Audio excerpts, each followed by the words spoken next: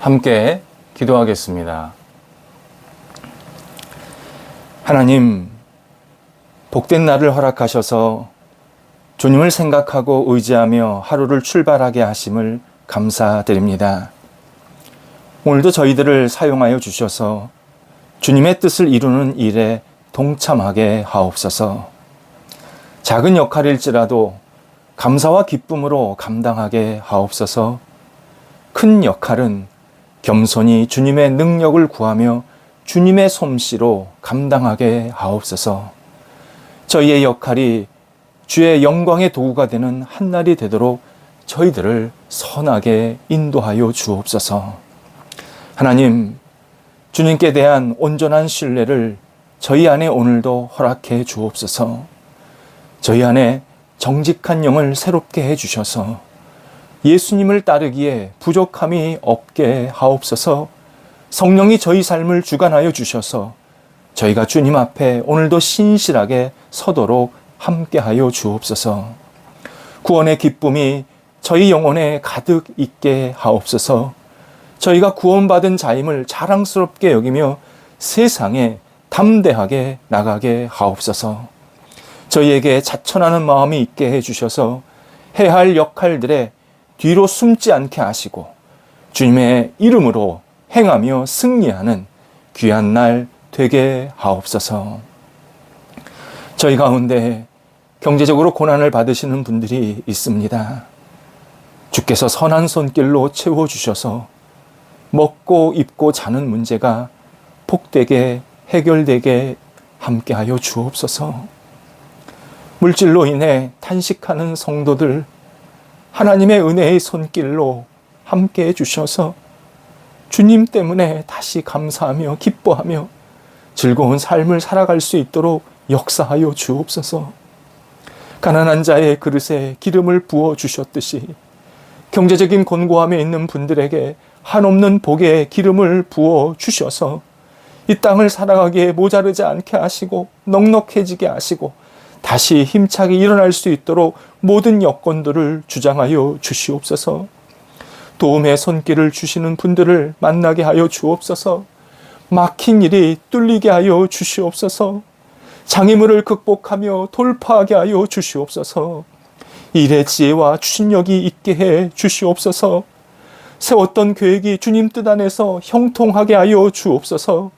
결과를 충만하게 베푸사 하나님의 살아계심을 경험하면서 주님 감사합니다. 주의 은혜로 다시 일어났습니다.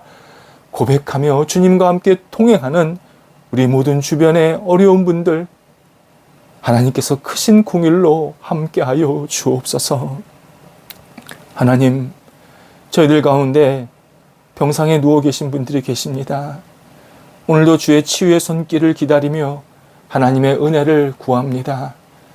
오늘도 위로의 손길, 소망의 손길, 회복의 손길로 임하여 주셔서 치유하고 또 가료하고 진찰받고 재활하는 모든 과정 속에서 성령이 임재하셔서 좋은 결과, 생명의 결과가 나타나도록 함께하여 주옵소서. 수험생들 또 국가고시를 앞두고 있는 사람들이 있습니다. 시험 공부할 때에 최선을 다하며 집중하게 하시고 마음이 흐트러지지 않게 하시고 해야 할 역할들에 최선과 충성을 다하여서 그 일들의 열매가 하나님께 드려지며 마음속에 늘 기쁨으로 감당하도록 인도하여 주옵소서. 억지로 공부하지 않게 하소서. 무리하지 않게 하소서. 감사함과 기쁨으로 이 일들을 감당하게 해주셔서 오직 주님이 주시는 자유함으로 기대함으로 시험 공부에 임할 수 있도록 함께하여 주옵소서. 출타하시는 성도님들 있습니다. 하나님께서 오늘도 만나는 사람들, 가야 할 곳, 또 다시 돌아오는 모든 과정들 속에 함께 하셔서 오가는 발걸음이 선하게 인도함 받게 하시고 하나님의 역사가 드러나며 또 마음속에 깨달아지는 귀한 오가는 발걸음 있게 하옵소서. 중요한 모임과 결과를 기다리고 있는 분들이 있습니다. 하나님 모임 속에 복이 있게 하여 주셔서 오늘도 회의하고 만날 때에 그 회의와 만남이 오직 하나님께 영광이 되게 하시고 모든 사람들에게 새로운 도전과 유익이 될 수 있도록 인도하여 주옵소서. 결과도 주 앞에 맡겨드리오니 30배, 60배, 100배의 결실로 오늘도 채워지게 해 주시옵시고 날마다 하나님 때문에 웃음이 있는, 감사가 있는 생활 되도록 함께하여 주옵소서. 오늘도 우리 성도들의 발걸음을 하나님께서 친히 주관하시기를 간절히 원합니다. 하나님, 오늘 성도들이 가는 곳곳마다 복의 발걸음 되게 하시고 그리스도의 향기 되게 하시고 하나님이 주시는 능력으로 많은 사람들을 섬기며 사랑하는 귀한 날 되게 해주셔서 성도들이 오늘도 주님과 동행하면서 하나님 앞에서 기쁨, 영광, 찬송을 고백하며 살아가는 귀한 날 되도록 성령께서 오늘도 아름답게 인도하여 주옵소서. 예수님의 이름으로 기도드립니다. 아멘.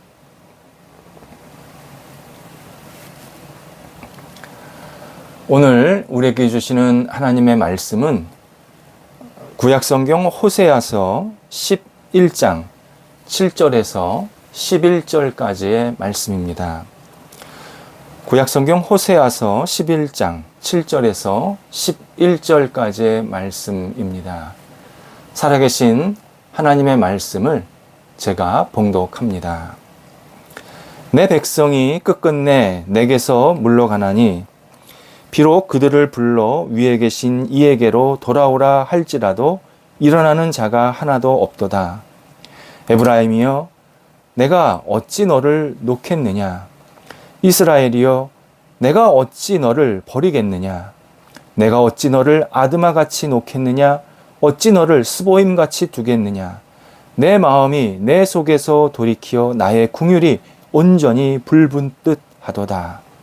내가 나의 맹렬한 진노를 나타내지 아니하며 내가 다시는 에브라임을 멸하지 아니하리니 이는 내가 하나님이요 사람이 아님이라. 내 가운데 있는 거룩한 이니 진노함으로 내게 임하지 아니하리라. 그들은 사자처럼 소리를 내시는 여호와를 따를 것이라. 여호와께서 소리를 내시면 자손들이 서쪽에서부터 떨며 오되 그들은 애굽에서부터 새같이 아수르에서부터 비둘기같이 떨며 오리니 내가 그들을 그들의 집에 머물게 하리라. 나 여호와의 말이니라. 아멘.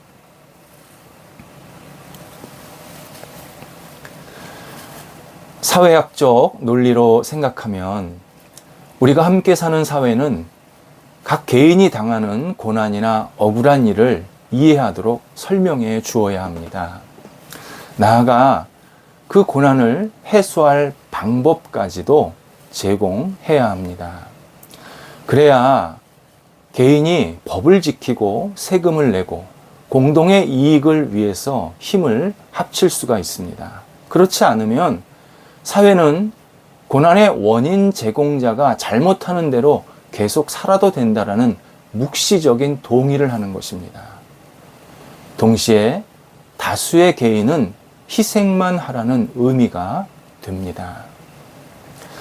그런데 일반적인 사회 정서인 정치, 경제, 법 이론으로는 사람들이 고난을 이해하고 받아들일 근거가 매우 희박합니다.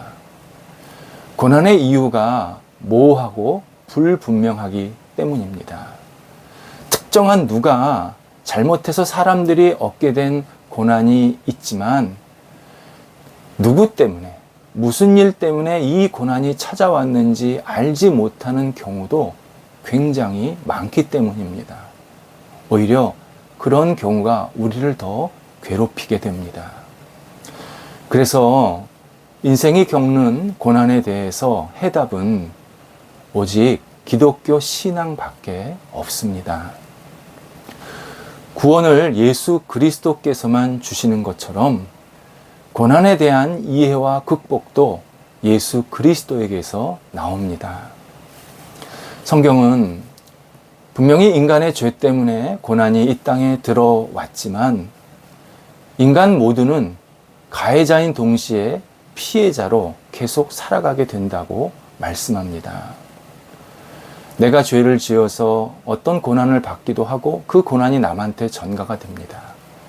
누군가 죄를 지어서 나에게 고난이 찾아오고 참 어려운 일을 맞이하기도 합니다. 이렇게 계속 고난과 고난이 이어져서 우리에게 나타납니다. 하지만 중요한 사실이 있습니다. 예수님이 인간의 죄악을 아시면서 함께 고난받으시는 분임을 성경이 말씀합니다. 죄가 1, 아니 0.1도 없으신 예수님이 희생을 당하셨습니다. 그분의 고난 앞에서 모든 사람들은 나는 무고하다, 나 힘들다 라고 자랑할 수가 없습니다. 예수님이 당하신 비참한 고난은 인간의 고난을 누그러뜨립니다. 예수님은 이 땅에 오셔서 흑암의 세상을 낱낱이 경험하셨습니다. 예수님은 고난의 쓴잔뿐만 아니라 그 잔 안에 남아있는 찌꺼기까지, 아주 밑바닥에 남은 것까지 다 마시셨습니다. 저주, 핍박, 배신, 폭력, 모욕, 피조물이 전능자에게 쏟아붓는 모든 악들을 하나하나 다 받으셨습니다. 골로새서 2장 9절에서 예수님은 하나님의 모든 영광과 충만함이 있으셨지만 인간의 육체로 이 땅에서 거하시면서 고통을 받으셨다, 처절히 당하셨다 라고 우리에게 알려주십니다. 이것은 일반적인 상식으로는 상상하지 못하는 내용입니다. 그래서 어떤 사람들은 창조자가 어떻게 자신이 지은 피조물에게 버림받고 굴복되나, 이게 말이 되느냐라고 반문을 합니다. 그러면서 결국 예수는 빈약한 자로 살다가 십자가에 쓸쓸히 죽어간 분이시군요. 뭐 그런 거에 큰 의미를 둡니까? 그분이 약해서 죽은 거 아닙니까? 라고 말을 합니다. 겉으로 보면, 이성적으로만 판단하면 이 말이 맞는 것처럼 들립니다. 그러나 하나님의 피조물인 인간을 위해서 죽을 만큼 인간을 사랑하셨다면 이것은 엄청난 사건입니다. 맞고 틀리고의 문제가 아니라 도저히 일어날 수 없는 경이로운 일이 일어난 겁니다. 예수님은 당신이 죽음이라는 이 희생을 통해서라도 인간을 구원하시고 살리시기를 간절히 원하셨습니다. 이 사실이 중요합니다. 예수님이 십자가에서 고난이 없었다면 누구도 인간은 구원받지 못합니다. 영원한 분은 한없는 희생을 받으셨지만 우리에게는 구원과 한없는 위로가 임했습니다. 성경에는 인간을 구원하시기 위해 애가 타는 하나님의 모습이 너무 많이 나타납니다. 오늘 본문 8절 9절에서도 하나님의 감정이 더없이 노골적으로 노출이 되고 있습니다. 나의 긍휼이 온전히 불붙는 듯 하도다. 맹렬한 진노를 나타내지 않겠다. 너를 멸하지 않겠다. 진노함으로 내게 임하지 않겠다. 이렇게 우리에게 당신의 속마음을, 애타는 마음을 알려주십니다. 범죄한 인간을 버려야 하는데 그렇지 못하시고 다시 사랑과 자비로 대하시겠다라는 하나님의 마음입니다. 그렇게 하시는 이유가 당신은 사람이 아니라 하나님이기 때문이다. 이게 이유의 다입니다. 사람은 마음이 수시로 변하고 내가 고난당하면 고난당하게 한 사람을 막 미워하고 질투하고 그를 무너뜨리려고 하는 그런 마음들이 다 있지만 하나님은 무한하시고 거룩하셔서 인간을 사랑하실 수밖에 없다. 하나님이 우리를 구원하시기 위해서 완전한 희생을 택할 수밖에 없었다. 이 하나님의 마음을 우리들에게 오늘 알려주십니다. 이에 예수 그리스도가 범죄한 인간을 벌하는 대신에 고난을 받으심으로 하나님의 공의를 이루시게 됩니다. 당신이 고난과 죽음을 맞이함으로 인류는 용서받고 그리고 하나님의 자녀가 되게 만드신 겁니다. 예수님은 영원한 분이시기에 그분이 당하는 고난도 영원한 고난입니다. 무한한 고난입니다. 그리스도가 당한 고난은 측량이 불가능합니다. 바로 이 측량이 불가능한 고난, 이것은 측량이 불가능한 사랑과 동일합니다. 그래서 우리가 고난을 당할 때 우리를 사랑하셔서 고난받으신 예수님 앞에서 어떤 불평도 하지 않을 수 있습니다. 오히려 우리의 고난이 예수님의 고난을 적게나마 체험하는 일이 됩니다. 그리고 고난을 통해서 내가 구원받는 일에 지금 동참하고 있다는 이 진실을 깨닫게 되면서 다시 감사와 용기를 얻고 일어날 수 있게 됩니다. 따라서 신앙생활 속에서 겪는 또는 일상생활 속에서 얻게 되는 이 시련, 이 고난은 우리를 구원하시려는 하나님의 원대한 계획 속에 있는 절묘한 시간입니다. 고난을 두려워 말아야 합니다. 고난 속에서 우리는 주님의 구원을 더 크게 깨닫게 됩니다. 주님께서 우리를 위해서 고난받으셔서 우리를 구원해 주셨듯이 우리도 이 땅에서 받는 다양한 고난을 통해서 예수님의 구원을 더 깊이 깨닫게 하시고 예수님의 은혜에 다시 새롭게 침잠되게 하시는 귀한 통로가 되게 하십니다. 기도하겠습니다. 하나님, 고난받는 저희가 이 고난을 통해서 예수 그리스도의 구원을 경험케 하시고 이 구원의 귀함과 그리고 사랑의 깊이를 깨닫게 하심 감사를 드립니다. 그리스도가 고난받으심으로 저희가 구원을 얻게 되었사오니 저희도 받는 이 고난을 통해서 하나님을 생각하며 주께서 주시는 구원에 깊이 참여할 수 있도록 인도하여 주옵소서. 고난만 쳐다보면서 무너지지 않게 하시고 고난 너머에 계신 예수 그리스도를 바라보면서 오늘도 힘차게 하루를 일어나게 하시고 주님과 함께 동행하는 복된 날 되게 하옵소서. 예수님의 이름으로 기도드립니다. 아멘.